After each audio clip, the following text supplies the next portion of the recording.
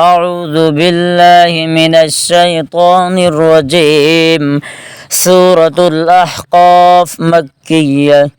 بسم الله الرحمن الرحيم حميم تنزيل الكتاب من الله العزيز الحكيم ما خلقنا السماوات والأرض وما بينهما إلا بالحق وأجل مسمى والذين كفروا عما أنذروا معرضون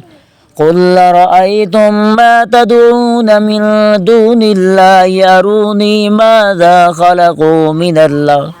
أم لهم شرك في السماوات ائتوني بكتاب من قبل هذا أو أثارة من علم إن كنتم صادقين ومن أضل ممن يدعو من دون الله من لا يستجيب له إلى يوم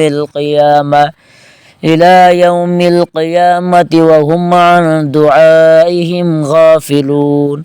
وإذا حشر الناس كانوا لهم أعداء وكانوا بعبادتهم كافرين وإذا تتلى عليهم آياتنا بينات قال الذين كفروا للحق لما جاءهم هذا سحر مبين أم يقولون افتراه قل إن افتريته فلا تملكون لي من الله شيئا هو أعلم بما تفيضون فيه كفى به شهيدا بيني وبينكم وهو الغفور الرحيم قل ما كنت بدعا من الرسل وما أدري ما يفعل بي ولا بكم إن أتبع إلا ما يوحى إلي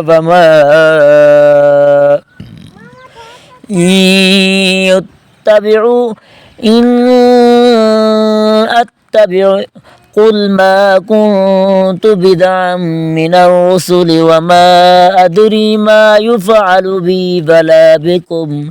إن أتبع إلا ما يوحى إلي وما أنا إلا نذير مبين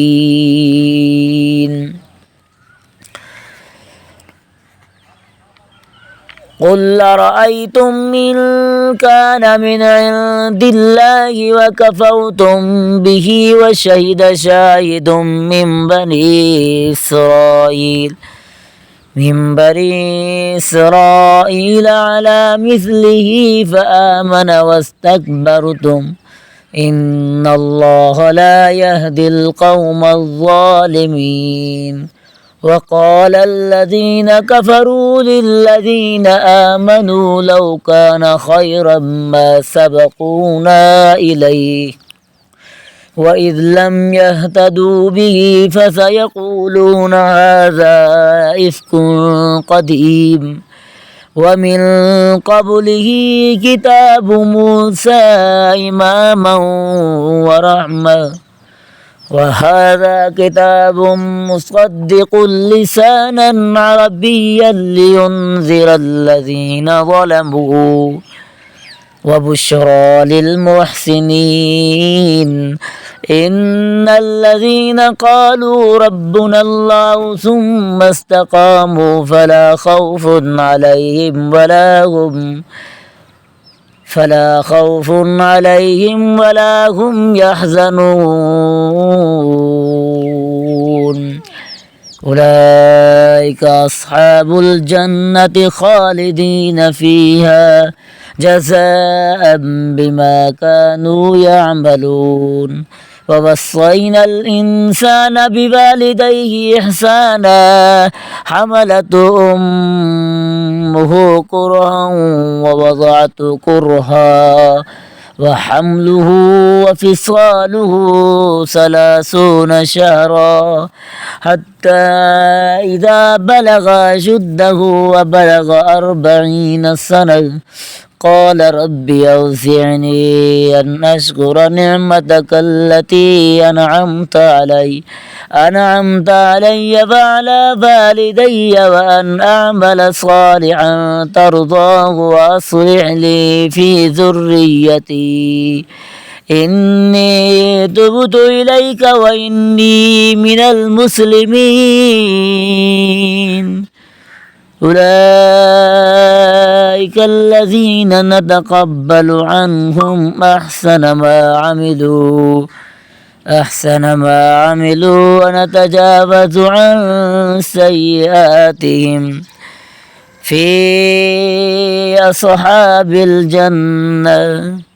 وعد الصدق الذي كانوا يوعدون والذي قال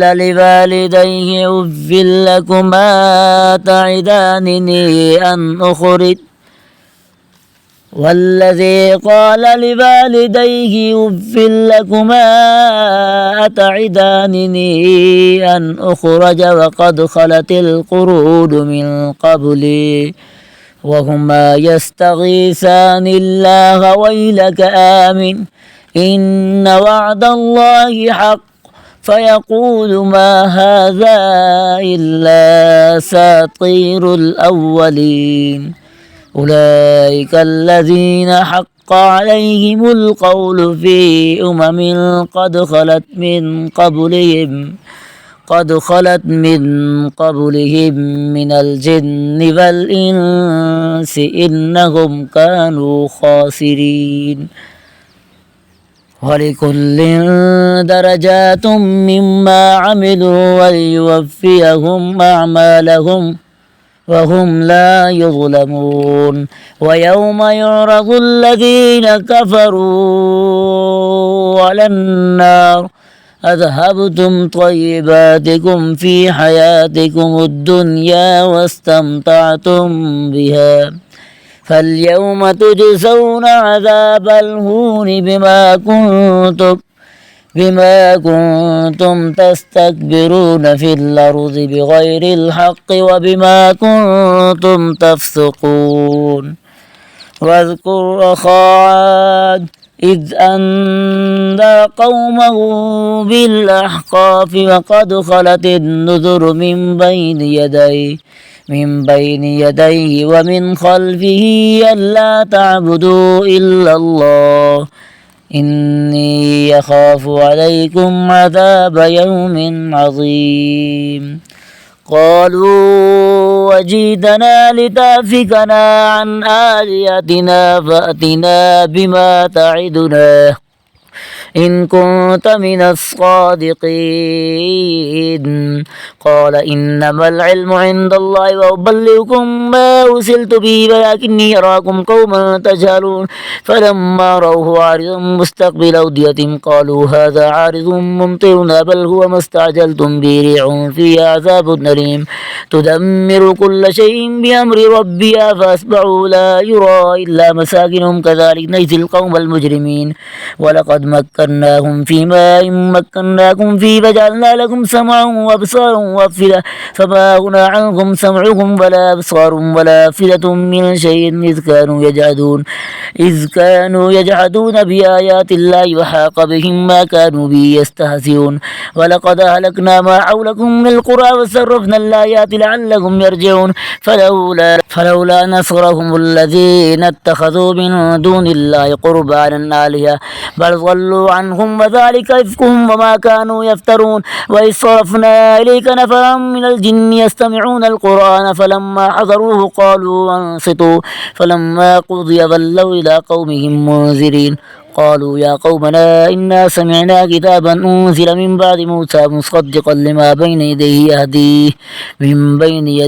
يهدي إلى الحق وإلى طريق مستقيم. يا قومنا أجيبوا داعي الله وآمنوا به يغفر لكم من ذنوبكم ويجيركم من عذاب أليم. ومن لا يجب داعي الله فليس بمعجز في الأرض وليس له من دونه أولياء أولئك في ضلال مبين. أفلم يروا أن الله الذي خلق السماوات والأرض ولم يعي بخلقهن بقادر على أن يحيي الموتى بلى إنه على كل شيء قدير. ويوم يعرض الذين كفروا على النار أليس هذا بالحق قالوا بلى وربنا قال فذوقوا العذاب بما كنتم تكفرون. فاصبر كما صبر أولو العزم من الرسل ولا تستعجل لهم كأنهم يوم يرون ما يوعدون لم يلبثوا إلا ساعة من نهار بلاغ فهل يهلك إلا القوم الفاسقون. صدق الله العظيم.